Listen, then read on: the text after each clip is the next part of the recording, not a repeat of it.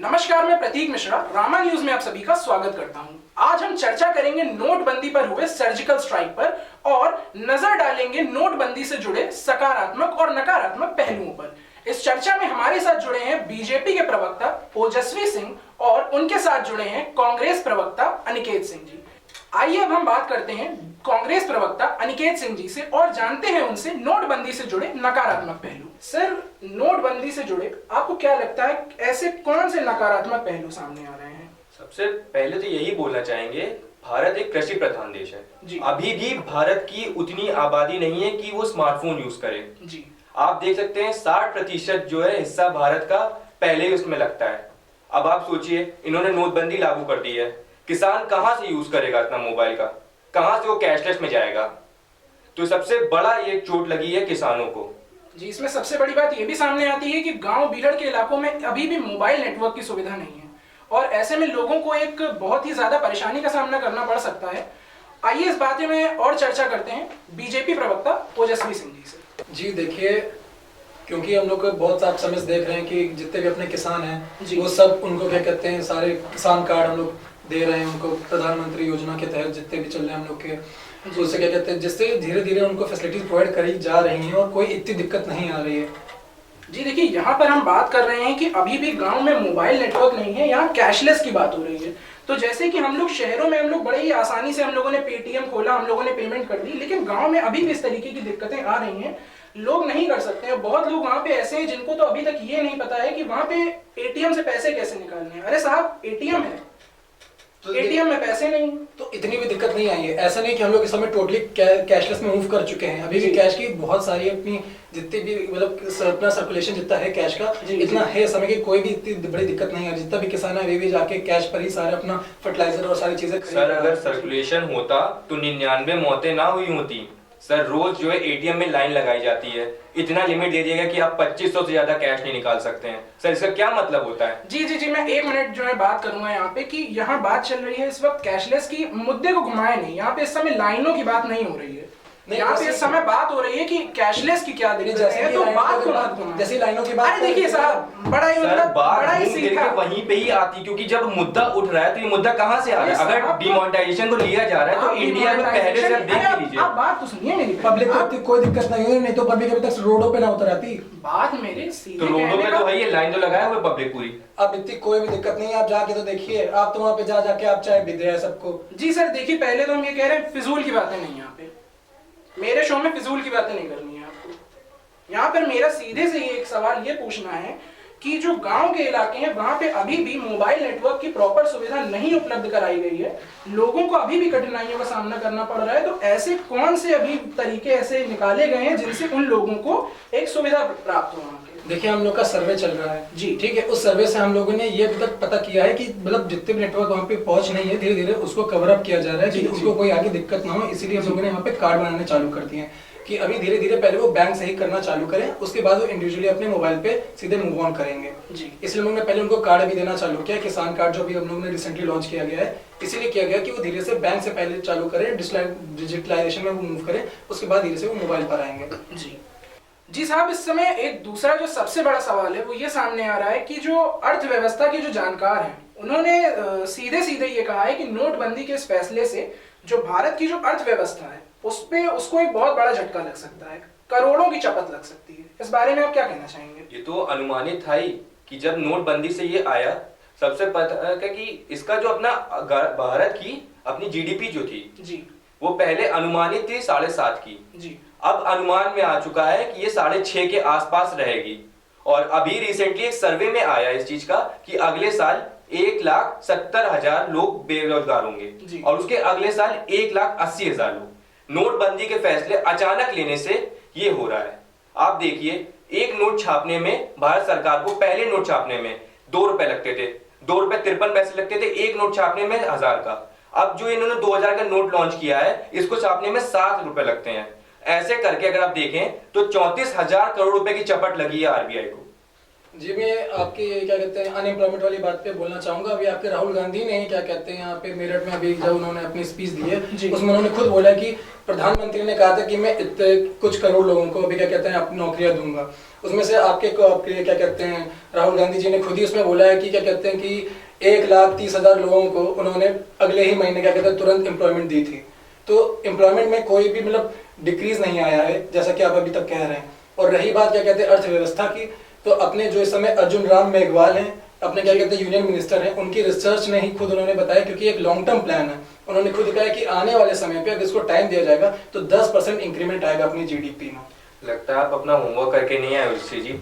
सबसे पहले आप अपने पॉइंट्स देखिए। आप कह रहे हैं अनएम्प्लॉयमेंट की बात, अगर नोटबंदी से लागू हुई है अनएम्प्लॉयमेंट की बात, तो आप जितने सर्वे फॉरेन कंपनीज के सर्वे उठा के देख लीजिए, कहां पे स्टैंड कर रहे हैं आप खुद पता चल जाएगा। और जो आप नोटबंदी का फैसला ये बता रहे हैं, ये कांग्रेस सरकार ने पहले लॉन्च किया था, और वो आप ही की सरकार थी जो सड़कों पे आ गई थी, जिसने मना किया था कि डिमोनेटाइजेशन नहीं होना चाहिए।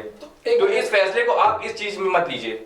देखिए उस टाइम आपके पास भी था, पूरे टाइम उस समय आप काले धन पे बात करते, लेकिन आपने ऐसा कुछ भी नहीं किया था। कितना काला धन आ गया आप ये बताइए। काला धन आपको ही पता है। यहाँ पर मैं ये बात कहना चाहूंगा कि आज से कुछ समय पहले जब कांग्रेस ने ये बात बोली थी कि नोटबंदी की बात जब कही गई थी, तब जो है बीजेपी ने ही उसका जो है पुरजोर विरोध किया था। देखिए एक बात यहाँ पर ये आती है कि नोटबंदी ये पहली बार नहीं हो रही है। नोटबंदी इस देश में पहले भी बहुत बार हुई है, लेकिन जो मुसीबतों का सामना लोगों को इस बार करना पड़ रहा है, ऐसा पहले कभी नहीं हुआ है। तो देखिए आप बताइए। देखिए नरेंद्र मोदी जी ने पहले ही ये बात बोल दी थी कि देखिए कठिनाइयों को आपको झेलना पड़ेगा, क्योंकि ये कोई इतना छोटा डिसीजन नहीं था कि एकदम से आप काला धन एकदम से कहीं जाके खत्म हो जाए। जब से हुआ है आप टैक्स पे में देख सकते हैं कितना इंक्रीमेंट हुआ, कितने लोगों ने एकदम से टैक्स दिया, बिजली के बिल दिए, पहले कोई नहीं दे रहा था, एकदम से इंक्रीमेंट हुआ इन सब में, वो भी थोड़ा बहुत नहीं, 40 to 45% में इंक्रीमेंट आया है इन सब चीजों में। ये कोई छोटा मोटा चेंज नहीं है। यशवी जी आपको मैं बताना चाहूंगा, मोदी जी ही वो पर्सन है जिनकी वजह से आज लोग आरबीआई पे सवाल उठा रहे हैं। आरबीआई बैंक पे ही सवाल उठ रहे हैं, सिर्फ उनकी सहायता पे सवाल उठ रहा है कि आरबीआई बैंक किस पे काम कर रही है। 50 दिन में 60 बार उन्होंने रेगुलेशन चेंज किए, 60 बार मायने रखता है। ये क्या है? और जी मैं एक सबसे बड़ी बात यहाँ पर ये भी बोलना चाहूंगा कि अभी ऐसा हुआ था कि 2000 के जो नोट आए थे उनमें कुछ जो है गलतियां थी, वो शायद ऐसा था कि वो नकली नोट थे। प्रधानमंत्री मोदी जी ने उस समय ऐसा कहा कि ये माइनर मिस्टेक है। साहब देश का प्रधानमंत्री कैसे बोल सकता है कि ये माइनर मिस्टेक है?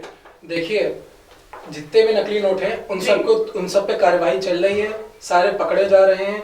अभी ऐसा कुछ भी नहीं कि हम उनको ढील दी जा रही है। साहब ढील तो दी ही जा रही है। आप लोगों ने नोटबंदी का फैसला आया, 15 दिन बाद आप लोगों ने पहली रेड मारी। अरे उन 15 दिनों में जो आर पार होना था वो तो हो चुका। देखिए क्या है कि यहाँ पे सिस्टम में मिस्टेक नहीं है, ऊपर जी नीचे के जो लोग हैं जब वही उस चीज को फॉलो नहीं करेंगे तो कहाँ से चीज चलेगी? जी आप ये बहुत प्रतीक जी आप एक बात बताइए, ये सरकार सही में सूट बूट वाली सरकार है। जितनी भी नोटबंदी का फैसला था, ये जितने भी रईस बिजनेसमैन जितने हो गए, अंबानी और टाटा बिरला, इनको नहीं पता था पहले से? आप ये बताइए आज के टाइम पे जो ये जियो चला हुआ है वो कहां से आ रहा है, कहां से अर्न कर रहा है? ये उसने डिसीजन कैसे ले लिया कि आफ्टर 30th of December इस पे पैसा लगेगा? जी देखिए जियो का यहाँ पे इसको जोड़ना थोड़ा ठीक नहीं रहेगा। सर वो हर चीज को पहलू को लेके चलिए जी, कहां से इनके पास आ रहा है? ये बात तो बिल्कुल गलत है। ये जो कह रहे हैं कि हाँ कहां से पैसा आ रहा है, वो उनका सर आंकड़े यही बताते हैं, आंकड़े यही बताते हैं। इस चर्चा में मैं चाहूंगा कि जो नोटबंदी की बात है उसी को रखा जाए, कोई किसी बाहरी आदमी को इसमें ना घसीटा जाए। जो चर्चा चल रही है उसी को ही आगे बढ़े। जी एक सबसे बड़ी बात तो यहाँ पर ये सामने आ रही है कि लीजन जो कि एक बहुत बढ़िया एक हैकिंग का संगठन है, उसने सीधे सीधे एक खुली धमकी दी है कि अगर नोटबंदी का ये चलता है तो वो कैशलेस के ऊपर वो एक हैकिंग का पूरा वो करने वाले हैं, जिससे कि बहुत ही करोड़ों की चपत लग सकती है। ये सीधी धमकी दी है लीजन ने, और लीजन सभी जानते हैं कि बहुत ही बड़ा हैकिंग का संगठन है। तो इस बारे में मैं सबसे पहले जानना चाहूंगा कि हमारी बीजेपी के जो प्रवक्ता हैं ओजस्वी सिंह जी, उनकी क्या राय है? देखिए अभी एकदम से इसलिए अपनी मोदी जी ने एक अपना ऐप निकाला है जिससे आप कर सकते हैं, इसलिए वो क्या कहते हैं हाईली सिक्योर्ड ऐप है, जिससे साइबर सेल उसमें पूरा इंगेज है उसको प्रोटेक्ट करने के लिए।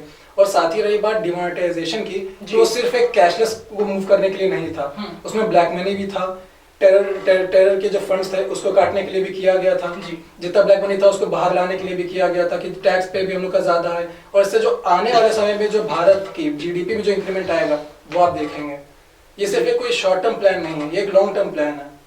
इसको सब लोग छोटे नजरिए से देख रहे हैं। सर जो प्लान है वो इंडिया को लेके बनाया जाना चाहिए सर इंडिया को लेके बनाना चाहिए। जो प्लान था आपने पहले ही उसको लागू कर दिया, एक रात में आपने फैसला लिया, एक रात में आपने पूरे आरबीआई को बोल दिया, एक रात में आपने फैसला लागू करा दिया।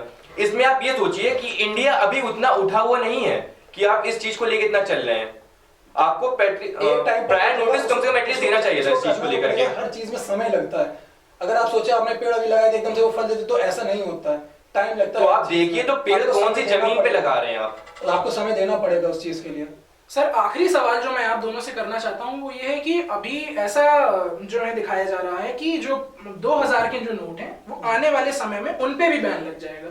तो अभी लोगों ने इतनी मुसीबतों का सामना किया, बड़ी मुश्किल से उन्होंने कैश जमा किया, अब फिर वापस से जो है नोटबंदी हो जाएगी। नहीं, फिर से वो नोट बदले जाएंगे। देखिए जो बात आई है ये एक अफवाह है, ऐसी कुछ भी नहीं। ऐसे बीच में आया था कि 2000 रुपए के नोट में कोई चिप लगी हुई है, ऐसा है, ऐसा कुछ भी नहीं है जी। ये सिर्फ एक फालतू की कहते हैं रूमर्स है, ऐसा कुछ भी नहीं है कि दोबारा बंद हो जाएंगे या फिर कुछ होगा। आएगा तो आपको पहले ही नोटिस भिजवाया जाएगा, आपको सारी चीजें पहले रेगुलेट कर दी जाएंगी, ऐसा कुछ नहीं होगा। तो जी अब चलते चलते मैं अपने दोनों मेहमानों से चाहूंगा कि अपनी कुछ एक विशेष टिप्पणी करें। वो सबसे पहले मैं पूछूंगा ओजस्वी सिंह जी से। जी देखिए ये प्लान बनाया है मोदी जी ने, डिमोनेटाइजेशन के ऊपर जो काम चल रहा है ये एक लॉन्ग टर्म प्लान है। ये कोई बहुत छोटा प्लान नहीं कि हाँ इसको लगाने के आप तुरंत 1-2 महीने बाद तुरंत इस पे क्या कहते हैं पॉइंट उठाने लगे। आपको इसका रिजल्ट खुद ही मिलेगा आने वाले समय पे। और जनता को पहले कुछ समय में दिक्कतें हुई थी, वो उन्होंने पहले भी कहा था होंगी, और आने वाले समय में अब जनता भी उसका समर्थन करती है कि हाँ ये एक सही कदम है, क्योंकि उन्होंने खुद अपने सामने देखा है ना कितना ब्लैक मनी उनके सामने ही फेंका गया है ज्यादा के घरों के सामने। तो ये जनता खुद देख रही है और समझ रही है और उसका समर्थन भी कर रही है। तो सच्चाई है तो जनता समर्थन कर रही है। जी अनिकेत सिंह जी आप इस पे अपनी कुछ टिप्पणी करना चाहेंगे?